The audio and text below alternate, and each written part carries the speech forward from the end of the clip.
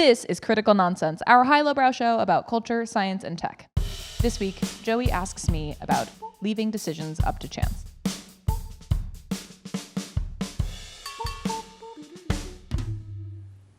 Woo! You're the only one who ever really knew me at all. Screwed it up. That's what a Joey sounds like. And this is what an executive producer and Phil Collins, Jess Vander sounds like. Hi, this is Jess. I was going with against all odds. I understand. I just didn't know the rest of those. The reference that will soon be forthcoming, but before wow, we get into references and topics, I also like when your secondary name is just another person's name. For whatever reason, it tickles me, but we can address that some later. Executive producer and also Phil Collins. Yeah, Phil Collins, Jess Vander. Do we have any housekeeping? No. We're in the same room. That's exciting. It's really nice. I would highly recommend it. Yesterday, I mean, really, we've come a long way because just yesterday I was talking to Aaron from an estate on a grand lawn. You were on one or he was on one? We were in the same place in that place. So, and by that I mean we were calling from our separate homes at different parts of the country. But we were just imagining what it would be like to be in the same place and if that place were kind of incredible. So like a conference room in our office. So I'll take just being in the same room in a conference room. Well, there we go. So no housekeeping. We're clean. Okay. Jess. Joey. When was the last time you left a big decision up to a coin flip? This sounds like the log line of a new movie with Joseph Gordon-Levitt. I bumped into a study recently, which you found the original, and it came from one of the Freakonomics co-authors, Stephen Levitt, in which he and maybe other co-authors of the paper asked people to leave differing degrees of life decisions up to a coin flip. And what was interesting is that quite a number of those scenarios led to subsequent improvements in happiness. And I was trying to, being strategist doesn't necessarily lend itself to underthinking things. And I was trying to think about when was the last time that I left some major decision. Maybe never have I done something like that where I was like, should I move? Should I change a job? Should I do something else? I've certainly made very rash decisions in my life. Like when I decided to switch from neuroscience to strategy was quite rash. Can I just say, I thought what you were about to say was, I don't know why. I just, in my head, I mentally filled the gap in of when I decided to switch from Crest to Colgate toothpaste. Or when I decided to switch from boxers to briefs, it was a major life decision. It was just a major life decision. I had to flip a coin. But the fact that, a lot of these decisions resulted in what seems to be significant improvements in happiness made me realize maybe we're overthinking a lot of things, not shocking. And also, what things should we be leaving up to chance? Wow. You're right.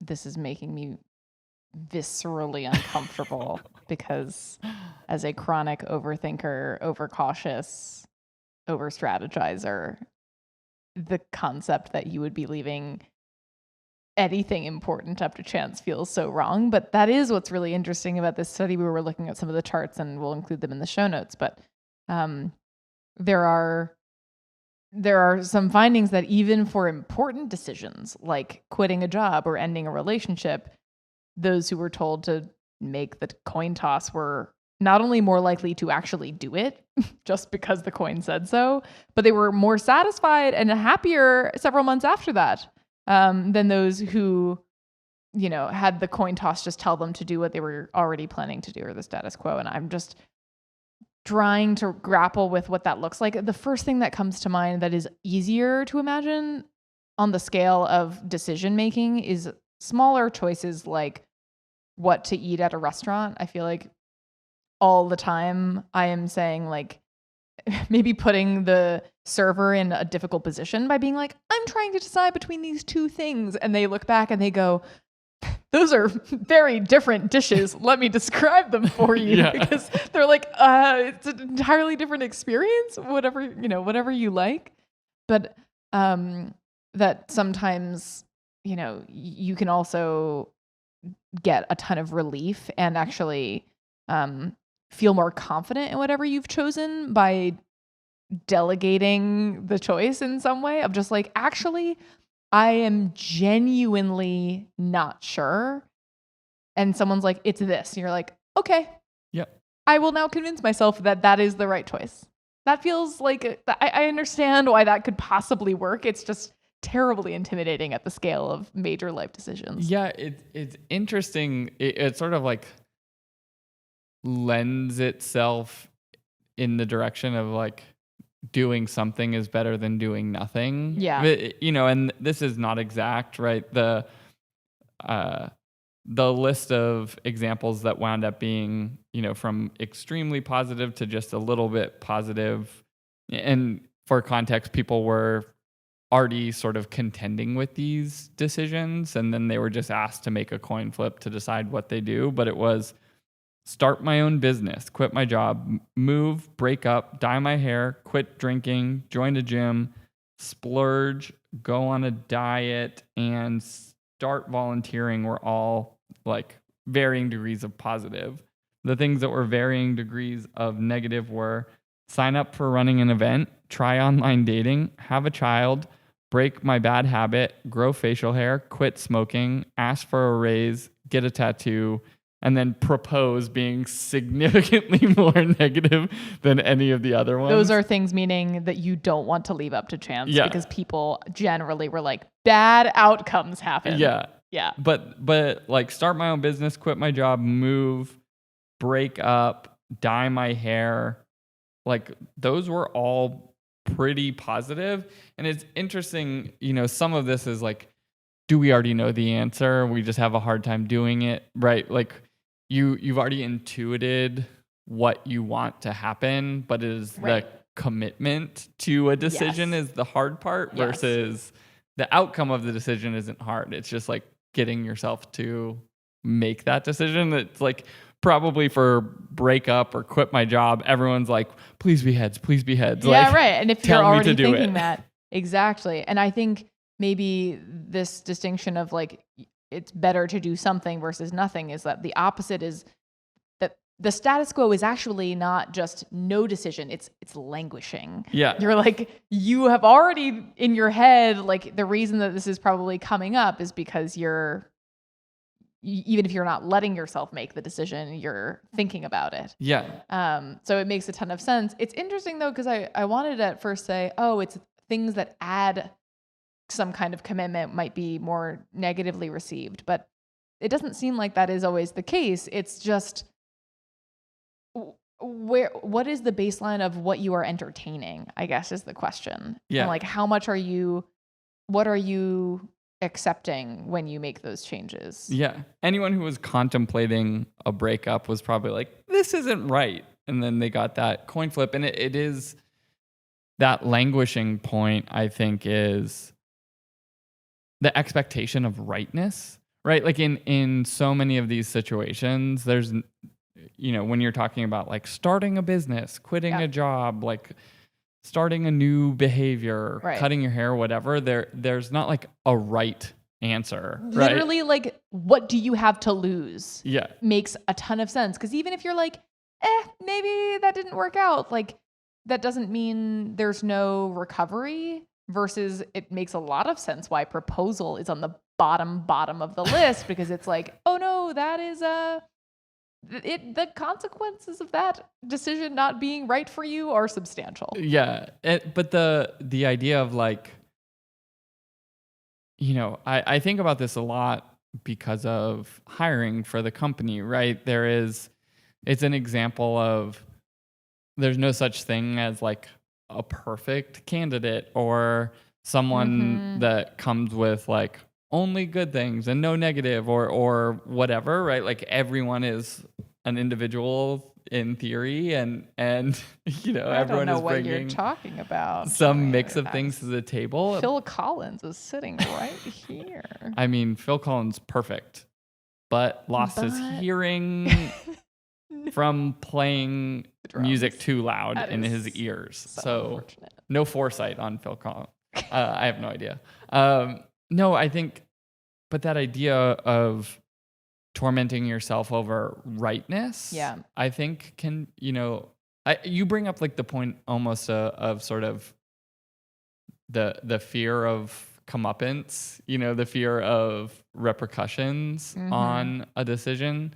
Uh, and we tend to, I think, when making decisions, I don't know if this is true. Maybe I can look it up.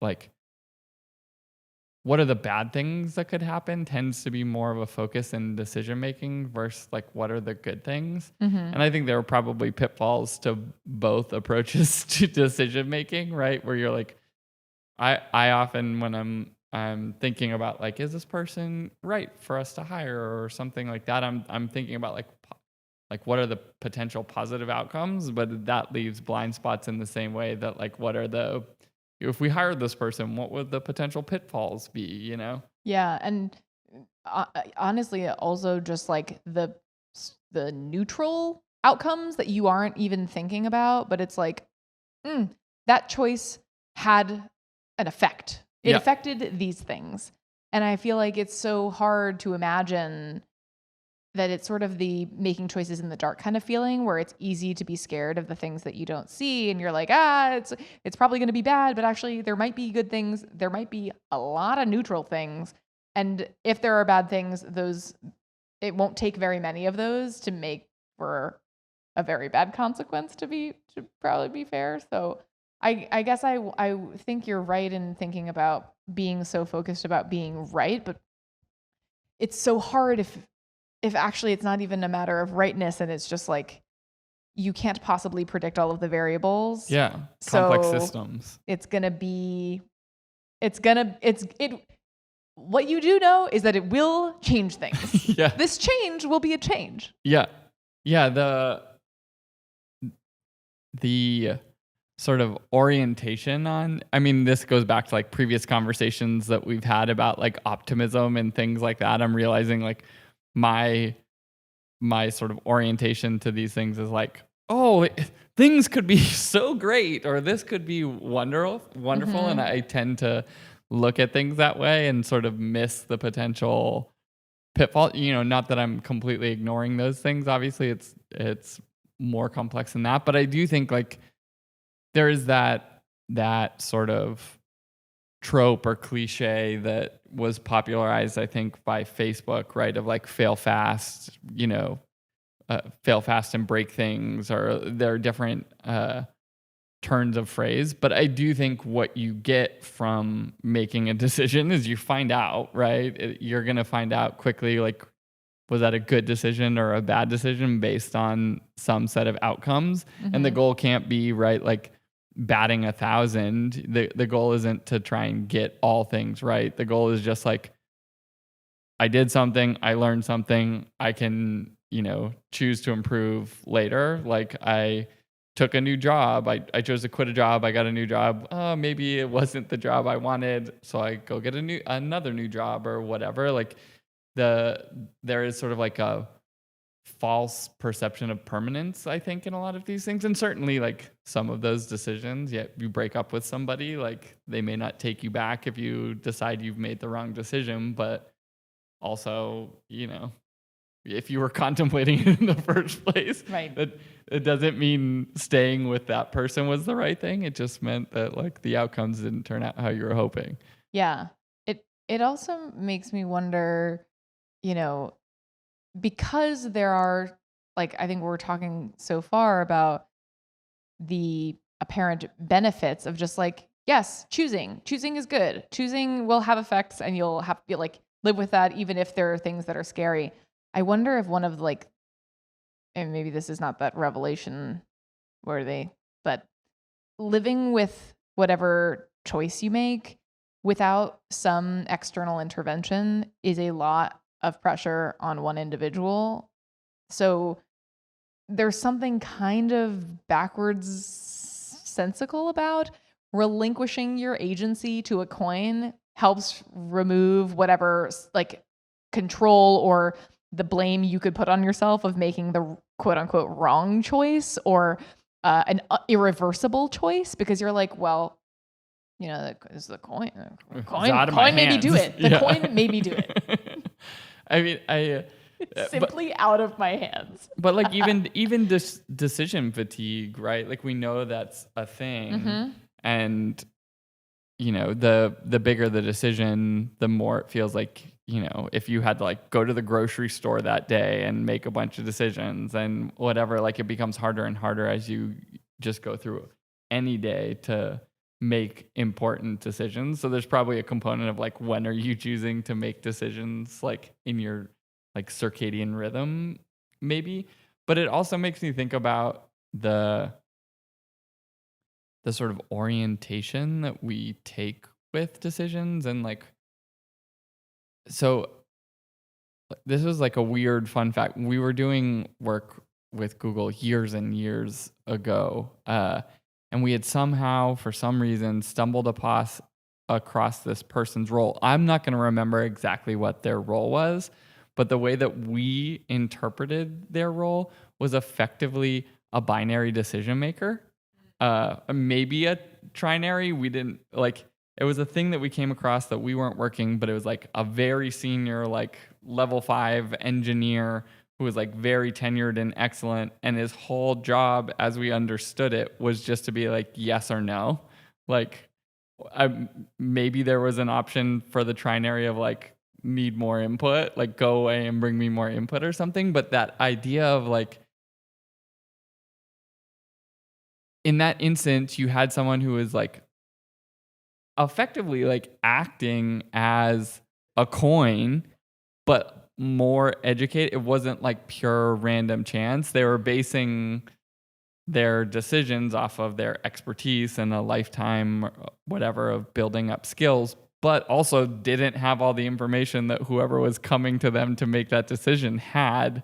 And so there was just like that speed with which, you know, I guess that's like what an executive role is supposed to do maybe, or I'm not sure, but it's like burned in my head of like, this person was a smart coin. Wow. You know? Yeah. And it's funny when you think about that in the context of this paper, because in some ways it makes you think, gosh, the team presenting to that level 5 engineer, they probably knew that they should break up with that person. You know? Yeah. They probably have the answer and just either aren't empowered or don't can't have the liability to be the ones to have made the decision, and et cetera, et cetera. And then suddenly you're living with whatever choice that person made, or, you know, they are the scapegoat or whatever. But yes, level 5 smart coin. Yeah. Really interesting construct. I'm just thinking of that scene in How I Met Your Mother where Marshall was like cracking a bullwhip saying like, not good enough. Where like people are coming to like make decisions, and you can have like elaborate ways that you could deliver your answers. Like yes, like party poppers go off, pyrotechnics for like a yes. And then, you know, you get like dumped down a hole in the floor when it's a no, like down a chute or something like that. But this is also very interesting. It's taking me to a very like tropey workplace place, as like when you think of The Devil Wears Prada and Miranda Priestley is similar of like, no, cerulean belts are out or in or like whatever. It's like this very just like someone, as though there has to be like someone's role to be that sort of like that is the decision maker, and that the decisions are extremely straightforward, when in practice it's like, I don't know, are you all just like worrying and maybe you know the answer?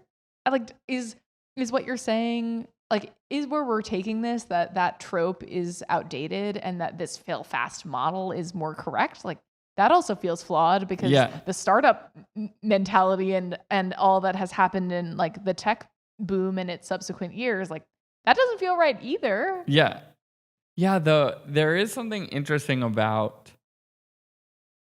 how do you outsource your decisions, Yes. right? Like a lot of the ones that we were talking about from the study are all they're very personal. professional, but they're a personal Yes. decision about your professional life, or they're, about different aspects of your personal life. And, there's something about like the proximity to a decision potentially makes you worse at it because of what it means to you, right? Like in these Google instance or the Miranda Priestley instance, it's like that person has an expertise, you're close to it, you're like real narrow in on it. But like, what are the things, like I'm trying to think, like, have you ever outsourced a personal decision to me, just like within our friendship, or like, what are what are the decisions actually like you shouldn't make it? Maybe your friends know better from objectivity and whatever. I feel like I try to get people to do this for me all the time, and that a lot of people might. You can imagine this being like the example of like the restaurant is like the easiest, lowest lift example, but even like going through your stuff and just being like, do I keep this? Or like, it's so much easier to have Ryan just be like, we don't need this. Yeah. And I'm like, okay, you're right, I guess. Or like, if you're going shopping, similarly, if like, does this look good? And you're like, for me, I need a clothes shopping buddy to be that soundboard of like, no, what are you thinking? And you're like, yeah, what was I thinking? That's crazy. And what was I even thinking? Or no, I'm going to double down now because by you saying that thing, it's like when someone's like, make the choice for me. And you're like, actually, by you making that choice, I didn't like it. So I actually think that means I like the first option. Yeah.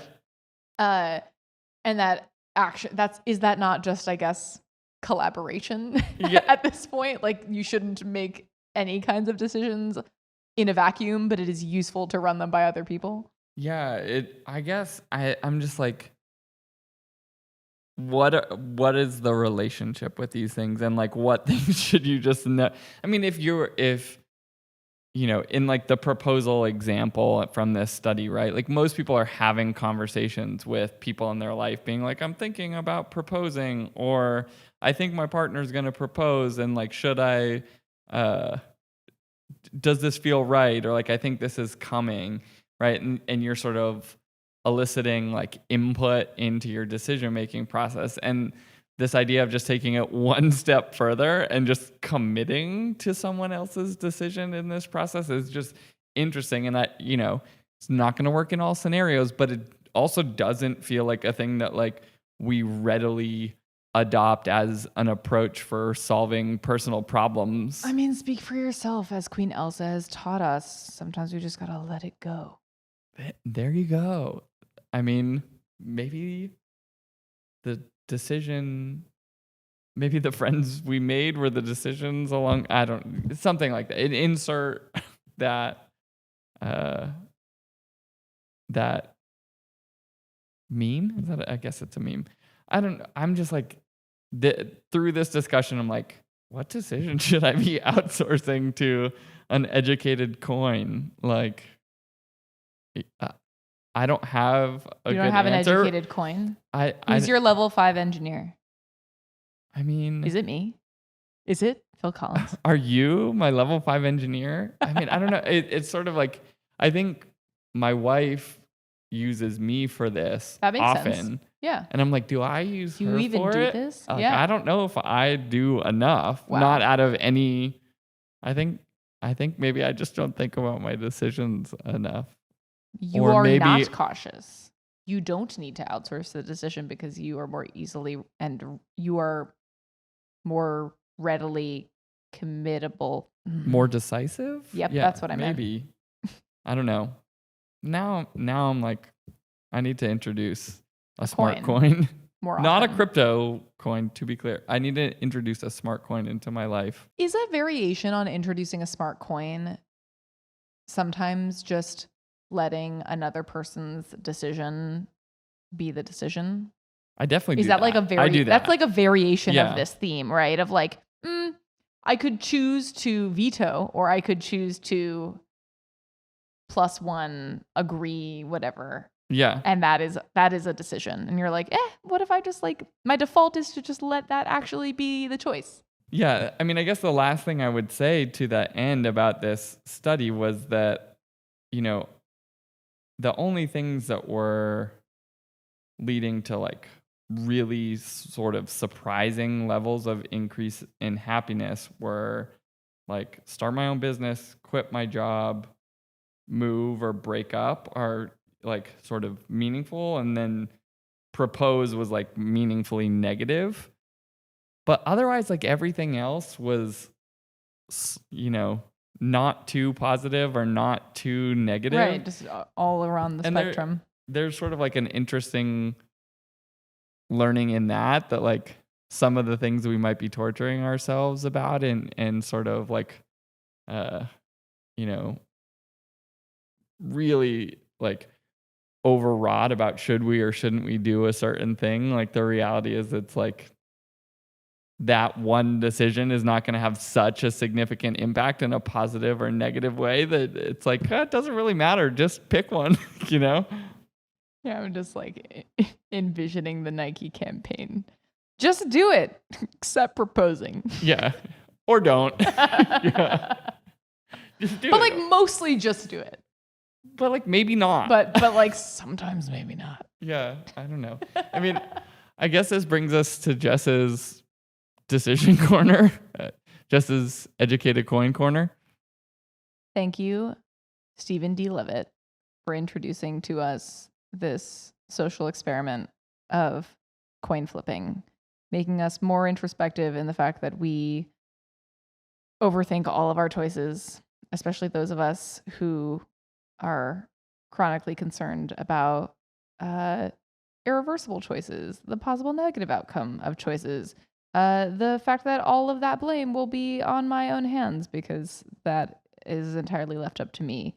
And also, I'm so tired of making choices that what if I just languish in the status quo that is not choosing, but that there probably is something to that sort of nagging idea that came across our heads in the first place. And that for the most part, asterisk, of some exceptions, there definitely will be. But for the most part, if you're thinking about a thing, maybe it is worth outsourcing that choice to whatever the gods or chance or level 5 engineers that are there to help egg you on, and you just see what happens. Because while you can't guarantee anything, you can know that a change will be a change. Yeah. And we'll find out what happens.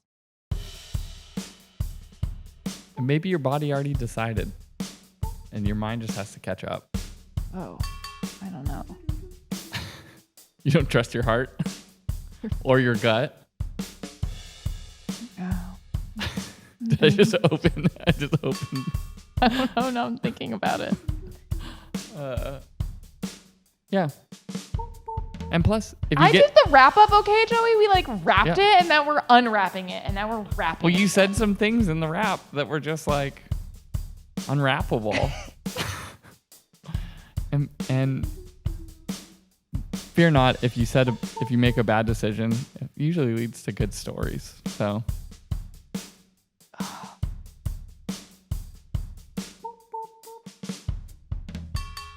Critical Nonsense is a Sylvain production.